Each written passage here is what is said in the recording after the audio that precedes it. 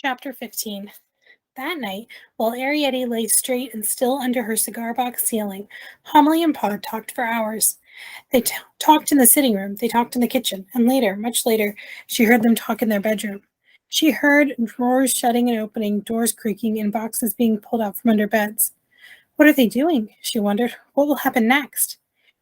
Very still she lay in her soft little bed with her familiar belongings about her postage stamp of Rio Harbor, her silver peg off a charm bracelet, her turquoise ring, which sometimes for fun she would wear as a crown, and dearest of all, her floating ladies with the golden trumpets tooting above their peaceful town.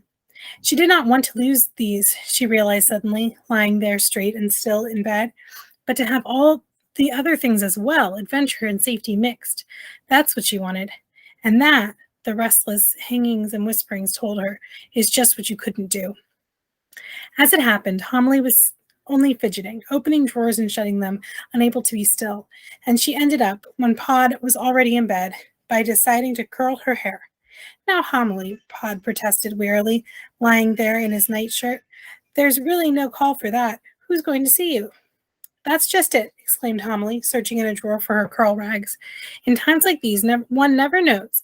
I'm not going to be caught out, she said, irritably turning the drawer upside down and picking over the spilled contents, with me hair like this. She came to bed at last, looking spiky like a washed-out gollywog, and Pog, with a sigh, turned over at last, closed his eyes. Homily lay for a long time staring at the oil lamp. It was the silver cap of a perfume bottle with a tiny floating wick. She felt unwilling for some reason to blow it out. There were movements upstairs in the kitchen, and it was late for movements. The household should be asleep, and the lumpy curlers pressed uncomfortably against her neck. She gazed, just as Arrietty had done, about the familiar room, too full, she realized, with little bags and boxes and makeshift cupboards, and thought, what now? Perhaps nothing will happen after all. The child perhaps is right, and we are making a good deal of fuss about nothing very much. This boy, when all's said and done, is only a guest, perhaps, thought Homily. He'll go away quite soon, and that, she told herself drowsily, will be that. Later, as she realized afterwards, she must have dozed off, because it seemed that she was crossing Parkin's Beck. It was night, and the wind was blowing in the field, and the field seemed very steep. She was scrambling up it, along the ridge by the gas pipe, sliding and falling in the wet grass. The trees, it seemed to Homily, were threshing and clashing, their branches waving and sawing against the sky. Then, as she told them many weeks later, there was a sound of splintering wood. And Homily woke up. She saw the room again and the oil lamp flickering, but something she knew at once was different. There was a strange draft, and her mouth felt dry and full of grit. And she looked up at the ceiling. Pod! She shrieked, clutching his shoulder. Pod rolled over and sat up. They both stared at the ceiling. The whole surface was on a steep slant. One side of it had come right away from the wall. This was what had caused the draft. And down into the room, to within an inch of the foot of the bed, protruded a curious object, a huge bar of gray steel with flattened, shiny edge. It's a screwdriver, said Pod. They stared at it, fascinated, unable to move, and for a moment all was still. Then slowly the huge object swayed upward in the sharp edge and lay against the ceiling, and Homily heard a scrape on the floor above and a sudden human gasp. Oh, my knees, cried Homily. Oh, my feeling! As with a splintering wrench, their whole roof flew off and fell down with a clatter somewhere out of sight. Homily screamed then, but this time it was a real scream, loud and shrill and hearty. She seemed almost to settle down in her scream, while her eyes stared up, half interested, into empty, lighted space.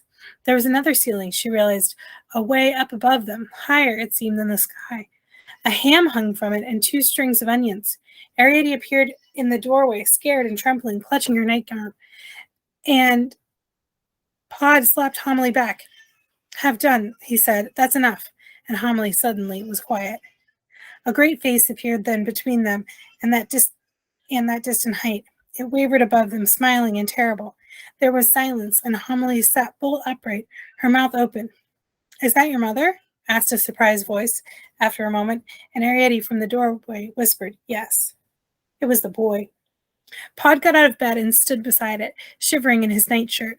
Come on, he said to Homily. You can't stay there. but Homily could. She had her old nightdress on with the patch in the back, and nothing was going to move her. A slow anger was rising up in Homily. She had been caught in her hair curlers. Pod had raised his hand to her, and she remembered that, in the general turmoil, and for once in her life, she had left the supper washing up for morning, and there would be on the kitchen table for all the world to see. She glared at the boy. He was only a child, after all. "Put it back," she said. "Put it back at once." Her eyes flashed, and her curlers seemed to quiver. He knelt down then, but Homily did not flinch as the great face came slowly closer. She saw his upper lip, pink and full like an enormous exaggeration of Ariette's, and she saw it wobble slightly. "But I've got something for you," he said. Homily's expression did not change, and Ariette called out from her place in the doorway, "What is it?" The boy reached behind him, and very gingerly, careful to keep it upright, he held a wooden object above their heads. "It's this," he said, and very carefully, his tongue out and breathing heavily, he lowered the object slowly into their hole. It was a doll's dresser, complete with plates. It had 2 drawers in it and a cupboard below. He adjusted the position at the foot of Homily's bed. Ariette ran round to see better. "Oh," she cried ecstatically. "Mother, look!" Homily threw the dresser a glance. It was dark oak, and the plates were hand-painted. And then she looked quickly away again. "Yes," she said coldly, "it's very nice." There was a short silence which no one knew how to break. "The cupboard's really open," said the boy at last, and the great hand came down all amongst them, smelling of bath soap. Ariette flattened herself against the wall, and Pod exclaimed, nervous, "Now then!" "Yes," agreed Homily after a moment, "I see it does." Pod drew a long breath, a sigh of relief, as the hand went back. "There, Homily," he said placatingly. "You've always wanted something like that." "Yes," said Homily. She still sat bolt upright, her hands clasped in her lap. "Thank you very much. And now," she went on coldly, "will you please put back the roof?" "Wait a minute," pleaded the boy. Again he reached behind him. Again the hand came down, and there, beside the dresser, where there was barely room for it, was a very small doll's chair. It was a Victorian chair, upholstered in red velvet. "Oh!" Ariette exclaimed, and Pod said shyly, "Just about fit me, that would." "Try it," begged the boy, and Pod threw him a nervous glance. "Go on," said Ariette, and Pod sat down, in his nightshirt, his bare feet showing. "That's nice," he said after a moment. "It would go by the fire in the sitting rooms," cried Ariette. "It would look lovely on red blotting paper." "Yes, let's try it," said the boy, and the hand came down again. Pod sprang up just in time to steady the dresser as the red velvet chair was whisked away above his head and placed presumably in the next room but one. Ariette ran out of the door and along the passage to see. "Oh," she cried to her parents, "come and see, it's lovely." But Pod and Homily did not move. The boy was leaning over them, breathing hard, and they could see the middle buttons of his nightshirt. He seemed to be examining the farther room. "What do you keep in that mustard pot?" he called. "Coal," said Ariette's voice, "and I helped borrow this new carpet. Here's the watch I told you about in the pictures." "I could get you some better stamps than that," the boy said. "I've got some Jubilee ones with the Taj Mahal." "Look," cried Ariette's voice, and Pod took Homily's hand. "These are my books." Homily clutched Pod as the great hand came down once more in the direction of Ariette. "Quiet," he whispered. "Sit still." The boy, it seemed, was touching the books. "What are they called?" he asked, and Ariette reeled off the names. "Pod," whispered Homily. "I'm going to scream." "No," whispered Pod. "You mustn't. Not again." "I feel it coming on," said Homily. Pod looked worried. "Hold your breath," he said, and count to 10. The boy was saying to Ariette, "Why couldn't you read me those?" "Well, I could," said Ariette, "but I'd rather read something new." "But you never come," complained the boy. "I know," said Ariette, "but I will." "Pod," whispered Homily, "do you hear that? Do you hear what she said?" "Yes, yes," Pod whispered. "Keep quiet." "Do you want to see the storerooms?" Ariette suggested next, and Homily clapped a hand to her mouth as though to stifle a cry. Pod looked up at the boy. "Hey," he called, trying to attract his attention. The boy looked down. "Put the roof back now," Pod begged him, trying to sound matter-of-fact and reasonable. "We're getting cold." "All right," agreed the boy, but he seemed to hesitate. He reached across them for the piece of board which had formed their roof. "Shall I nail you down?" he asked, and they saw him pick up the hammer. It swayed above them, very dangerous looking. "Of course nail us down," said Pod irritably. "I mean," said the boy, "I've got some more things upstairs." Pod looked uncertain, and Homily nudged him. "Ask him," she whispered. "What kind of things?" What land of things? Asked Pod. Things from an old doll's house that's on the top shelf of the cupboard by the fireplace in the schoolroom. I've never seen no doll's house, said Pod.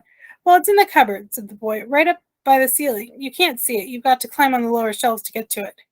What sort of things are in the doll's house? Asked Arrietty from the sitting room. Oh, everything, the boy told her.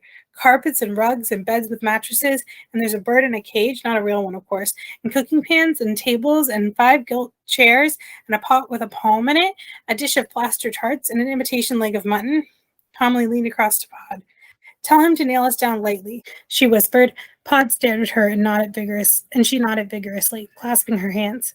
Pod turned to the boy. All right, he said, you nail us down, but lightly, if you see what I mean, just a tap or two here and there.